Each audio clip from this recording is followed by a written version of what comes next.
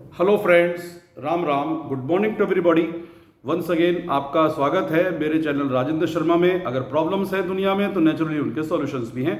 तो जो एक सीरीज मैंने आपके साथ चालू की है, how to face the examinations, उसमें 3 वीडियोस मैं आपके सामने रख चुका हूं और ये चौथा वीडियो है जो मैं आपके सामने लेकर के आया हूं।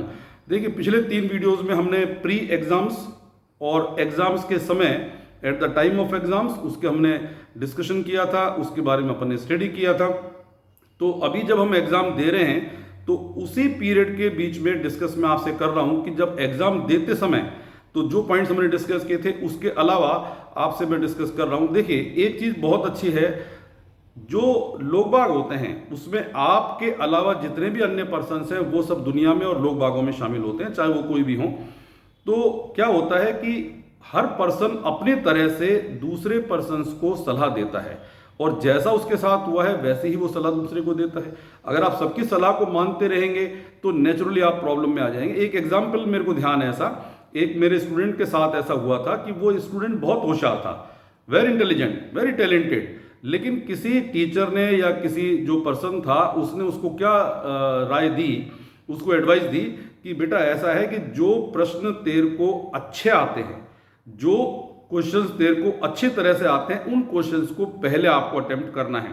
यानी कि एग्जामिनर पर उसका इफेक्ट अच्छा होता है और उससे आपको मॉरल बूस्टअप मिलता है। यानी कि एग्जामिनर को लगता है कि ये स्टूडेंट वाकई कितना होशियार है, तो उसके दिमाग में ये बात बैठ गई कि जो क्वेश्चन उसे आता है अच्छी तरह से पहले उसे अटेम्प्ट करना है। तो उससे जब वो पेपर करने के लिए बैठा तो उसने पहला क्वेश्चन पढ़ा, उसे लगा कि यार ये क्वेश्चन से मेरे को उतना अच्छा नहीं आता, दूसरा पढ़ के देखता हूँ। उसने दूसरा पढ़ा, उसने उसको अटेम्प्ट करने की कोशिश की। जैसे वो लिखने लगा थोड़ी देर बाद उसे लगा नहीं यार, इसके बजाय तो मेरे को दूसरा क्वेश्चन और इससे ज़्यादा अच्छा आता है, तो उसने उस क्वेश्चन को काटा। फिर वो तीसरे क्वेश्चन को पढ़ा, चौथे क्वेश्चन को पढ़ा। इस तरह से वो उन क्वेश्चंस को जो उसे लगा कि अच्छा आता है, फिर लगा बाद में कि उससे अच्छा तो कोई और दूसरा क्वेश्चन आता है, और इस तरह से वो आधा घंटे तक, हाफ एन आवर, वो क्वेश्चंस को लिखता रहा, कट करता रहा और बार बार ये सोचता रहा कि मैं इससे ज़्यादा अच्छे क्वेश्चन को तो अटेम्प्ट कर सकता हूँ। इस बीच में एक जो इन्विजिलेटर था, वो भला आदमी था, उसने देखा कि ये बच्चा क्वेश्चंस को कर रहा है, काट रहा है और उसके बाद में फिर दोबारा से अटेम्प्ट कर रहा है। तो उसे लगा शायद इस बच्चे को क्वेश्चंस आते नहीं है और इस वजह से क्वेश्चंस को अटेम्प्ट नहीं कर रहा है। तो उसने पूछा कि बेटा क्या बात है, आपको क्वेश्चंस आते नहीं है क्या? बोला नहीं, मेरे को सारे क्वेश्चन आते हैं। तो बोला आप क्वेश्चन कर रहे हैं, फिर काट रहे हैं, फिर दोबारा से आप क्वेश्चन कर रहे हैं। बोले नहीं, मैं ये चाहता हूं कि जो मैं पहला क्वेश्चन अटेम्प्ट करूं वो बहुत अच्छा हो और वो मेरे बेस्ट आंसर्स में से हो। तो जो इन्विजिलेटर था उसने कहा कि नहीं बेटा, ऐसा नहीं है, इससे आपका समय खराब हो जाएगा। ऑलरेडी आपका हाफ एन आवर जा चुका है और इतने सारे पेपर्स आपने कट करे हैं, तो नेचुरली पहले इंप्रेशन तो यही पड़ा कि आपने इतने सारे क्वेश्चंस को कट किया है। बेस्ट ये है कि आप पहला क्वेश्चन लो, जैसा आता है उसको माइंड में फ्रेम करो और उसके बाद उसका आप आंसर लिख दीजिए। और वो उस क्वेश्चन पेपर को अटेम्प्ट करने लगा और आधा घंटा खत्म होने के बाद भी उसने उस पेपर को हाफ एन आवर पहले बिफोर कंप्लीट कर लिया। यानी कि उस 3 घंटे के पेपर को 2 घंटे में कंप्लीट कर लिया। और जब उसी इन्विजिलेटर ने पूछा उससे कि बेटा आपने पूरा पेपर कर लिया, एक बार फिर रिवाइज कर लीजिए, उसने कहा रिवाइज करने की जरूरत ही कहाँ है, मुझे पता है सारे क्वेश्चंस मेरे सही हैं, मेरे 100 में से 100 मार्क्स आएंगे, क्योंकि मैंने कुछ गलती की नहीं है, सारे क्वेश्चन मुझे बहुत अच्छी तरह से आते हैं।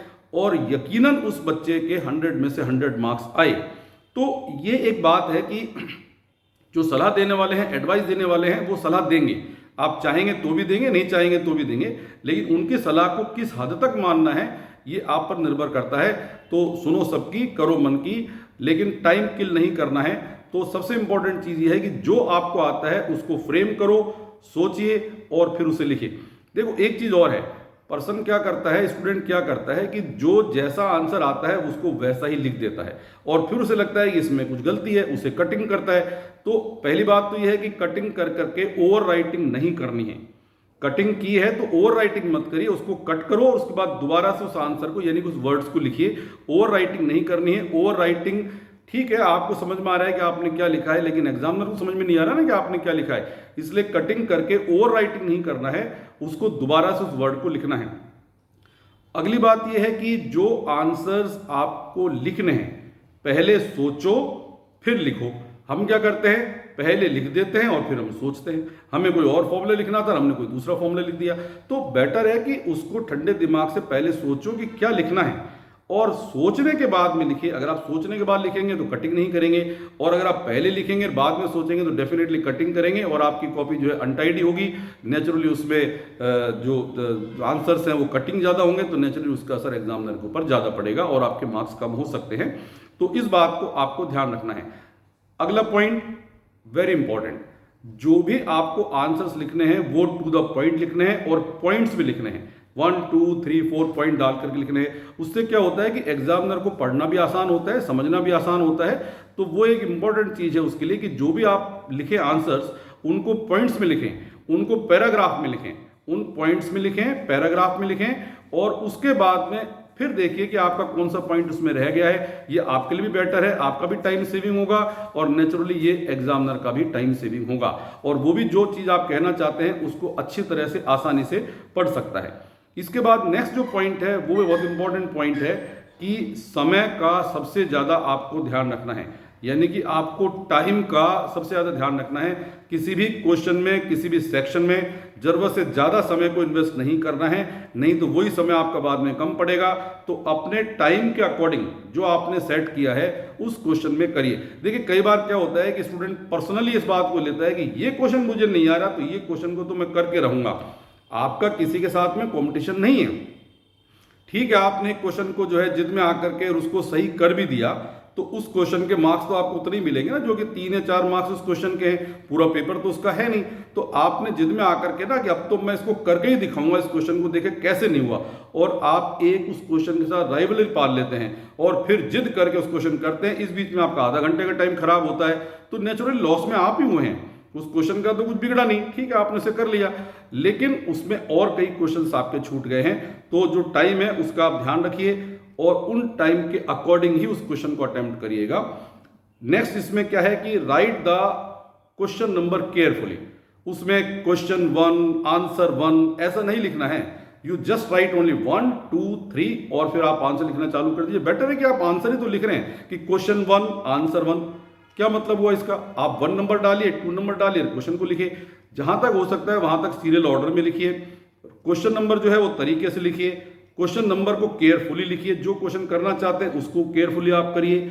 इसके बाद में जहां पर आपको पेपर पलटना है, कई बार क्या होता है कि आप एक क्वेश्चन को कंप्लीट कर लेते हैं, उसके बाद में 4-5 लाइन खाली रहती हैं और फिर उसके बाद आप अगले पेपर पे उस क्वेश्चन को करते हैं। नेचुरली आपने PTO नहीं लिखा, प्लीज टर्न ओवर नहीं लिखा वहां, तो एग्जामिनर को ऐसा लगता है कि आपका पेपर खत्म हो गया है और वो फिर वहीं तक कॉपी चेक करके आपको छोड़ देता है, वहीं तक नंबर देता है, अगले पेपर को देखता ही नहीं है।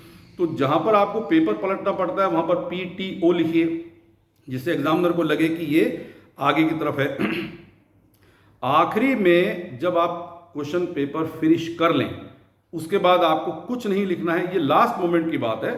तो आप उसके नीचे लाइन डाल करके द एंड लिख दीजिए, या फिर अपना रोल नंबर हो तो रोल नंबर लिख दीजिए। उससे ये होता है कि उस कॉपी में कोई दोबारा कोई कुछ नहीं लिख सकता और वो आपका फाइनल टर्मिनेशन पॉइंट है।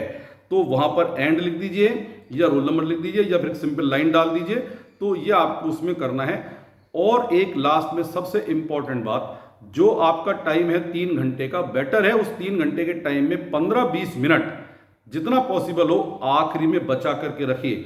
वो 15-20 मिनट आपके लिए बहुत इंपॉर्टेंट होंगे। क्यों? अगर कोई क्वेश्चन अनअटेम्प्ट है जो आप बाद में अटेम्प्ट करने वाले थे, वो क्वेश्चन आपने अटेम्प्ट नहीं किया है, तो उस 15-20 मिनट में आप अटेम्प्ट कर सकते हैं। कोई क्वेश्चन छूट तो नहीं गया है, सपोज आपने क्वेश्चन 3rd किया, उसके बाद में 4th छूट गया, 6th क्वेश्चन आपने कर लिया, तो जो क्वेश्चन आप अटेम्प्ट कर लेते हैं पेपर पर टिक लगा दीजिए कि ये क्वेश्चन मैंने कर लिया है। और एक सरसरी दृष्टि आप डाल दीजिए पेपर के ऊपर कि कहीं पर कोई जैसे यूनिट है, आंसर है, उसका आपने यूनिट नहीं लिखा है, स्पीड वेलोसिटी है तो मीटर पर सेकंड आपने लिखा है कि नहीं लिखा है, और कोई उसके जिस यूनिट में पूछा है वो आपने आंसर दिया है कि नहीं दिया है, डायग्राम जो किए हैं वो लेबल किए हैं कि नहीं किए हैं, और आखिरी में एक बार अपना रोल नंबर वगैरह चेक कर लीजिए। और वो टाइम को आप इन्वेस्ट मानिए, वो टाइम बेकार नहीं है। तो इस तरह से आप अपने पेपर को कंप्लीट कर सकते हैं। All the best wishes. आप एग्जामिनेशन हॉल में जो लिखते हैं नेचुरली वही इवेल्यूएट होता है, वही आपकी नॉलेज है और वही आपको मार्क्स दिलाता है। तो जो एग्जामिनेशन है उसमें आप पूरी तरह से अलर्ट होकर के शांत मन से आप पेपर दीजिएगा। You can achieve good marks. Best of luck. Thank you. जय हिंद।